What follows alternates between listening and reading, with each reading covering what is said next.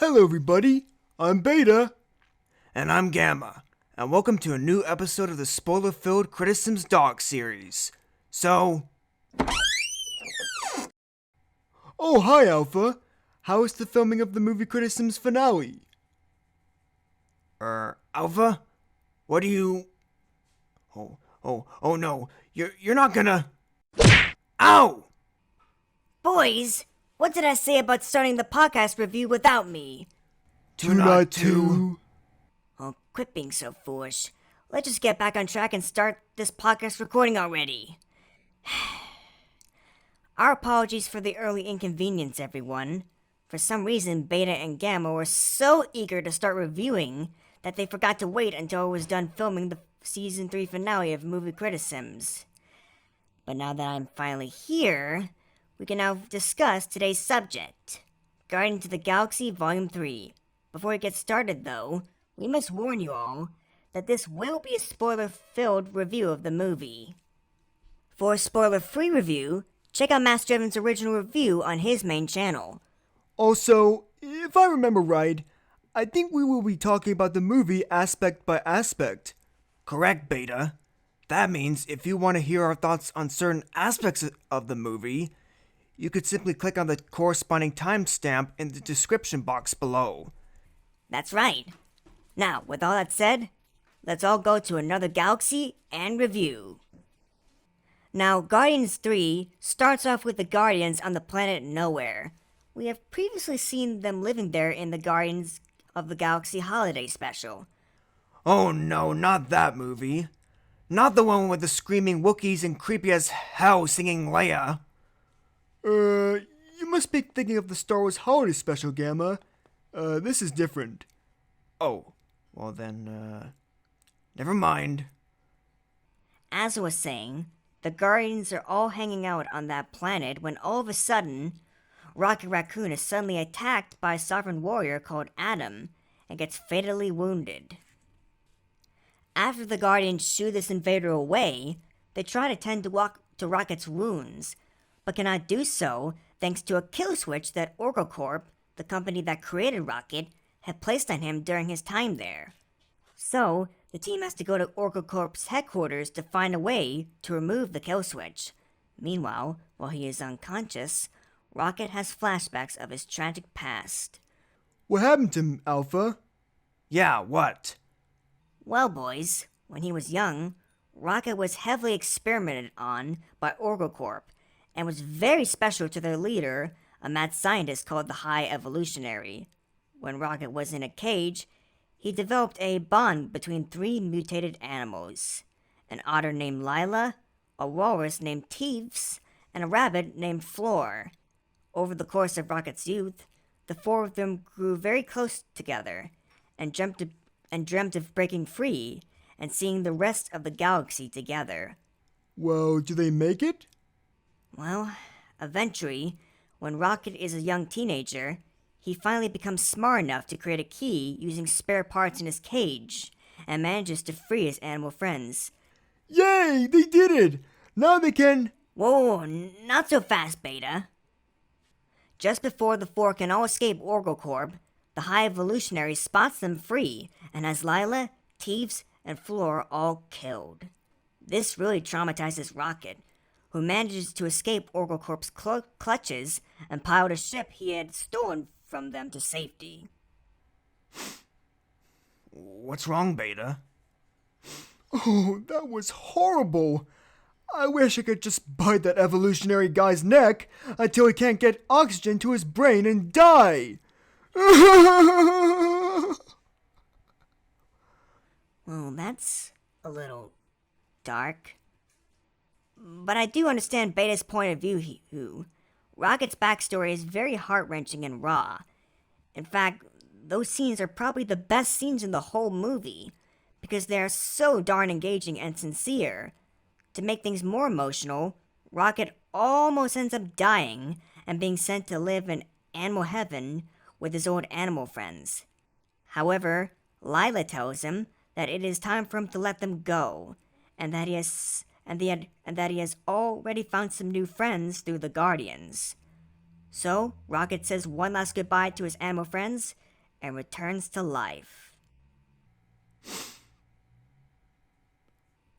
Oh, what's wrong now, boys? That was beautiful! Yeah, the most beautiful since the end of Amphibia.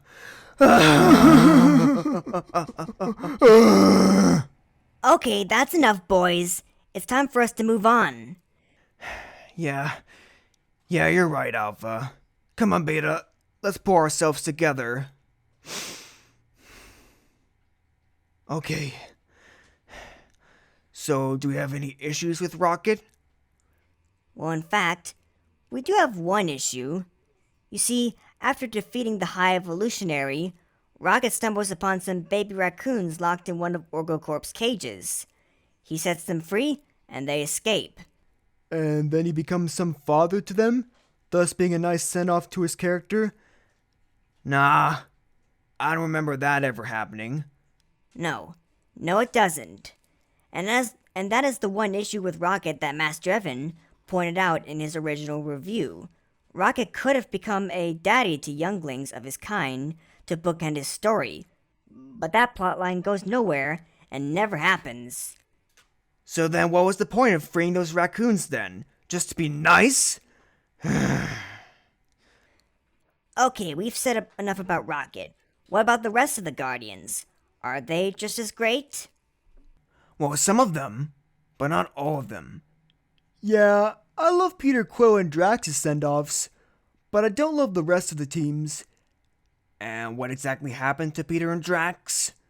Well, Peter decides to return to planet Earth for the first time since the first Guardians movie and live with his grandparents.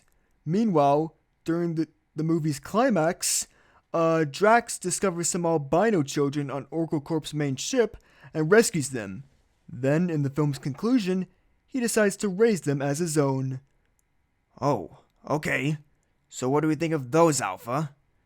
Well, I think Drax's send-off is slightly better than Peter's, because I feel as if Drax's bookend was a bit more natural and earned. The idea of Peter Quill returning to Earth just wasn't talked about enough to warrant him going back home. What about the other heroes? Well, the rest of the Guardians either remain the same or have send-offs that feel unearned and a little out of place with their characters. For instance, Mantis decides to break up with Drax for no reason and go on her own path. Well, that feels like a heartbreaking moment for the sake of it. I know, because it is, Beta. Next, we will talk about Gamora's role in this film. But Alpha, didn't she die in Avengers Infinity War? Yes, but then she was revived through time travel in Avengers Endgame, and apparently decided to become a space pirate after the defeat of Thanos. Oh, right! Now, because this is a version of Gamora that never gotten the love she did before getting killed by Thanos in Infinity War, she is much more cynical, hostile, and violent than the original Gamora. So, some people have complained that despite the movie heavily foreshadowing that Peter will get his Gamora back through this new variant of her, in the end, it never happens, making the whole plotline rather pointless. So, what are your thoughts, Alpha? Well, sure, on the one hand, it really doesn't make sense why this plotline never paid off by the film's conclusion. However, on the other hand, I do somewhat buy that this Gamora would remain a space pirate at the end. Plus, Peter Quill needs to learn to accept the past and move on. Well, that's pretty reasonable. Okay, so what do you have to say about the High Evolutionary, our main antagonist of the film? Well, I did find him very flat, and felt like he had wasted potential. Yeah, since Lecky often talks about having a tragic past and wanting to create a new, perfect version of planet Earth. Yet the movie never explores this part of the character. Well, sure, the High Evolutionary does seem to come across as a villain with a lot of potential as a tragic character. However, in my view, that was never the point. The audience is not supposed to feel sorry for him. He is meant to be incredibly evil and unsympathetic. If the film explored this sad backstory of his, then we could have ended up rooting for High Evolutionary, and we shouldn't. And besides, there's nothing wrong with your movie having a straightforward evil person as its bad guy. I mean, it's better than having some poorly done twist villain. Now let's discuss one more thing about Guardians Volume 3, the post-credits scene. A trope that the MCU has become super famous for by now. Right. So this scene is super simple. While having breakfast with his grandpa on Earth, Peter talks about being Star-Lord again with Grandpa. After that, a title card appears reading something like, Star-Lord will return. Wait a minute. Wasn't this supposed to be a culmination to all the Guardians, including Peter? Well, yeah, it was. But you know Disney, gotta make our bucks. Although, maybe this just was a conclusion to the Guardians as a whole group, and they will all appear again in their own separate stories from now on. I mean, this ain't nothing new to this MCU universe. That's a great point there, Gamma. Well, that about wraps up this spoiler-filled podcast review of Guardians of the Galaxy Volume 3. We hope you have enjoyed it. If you did, then feel free to like, subscribe, and or share.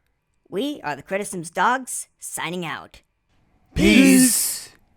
Now, if you excuse me, I have to go help Master Evan prepare for his movie Criticism Season 4 story arc.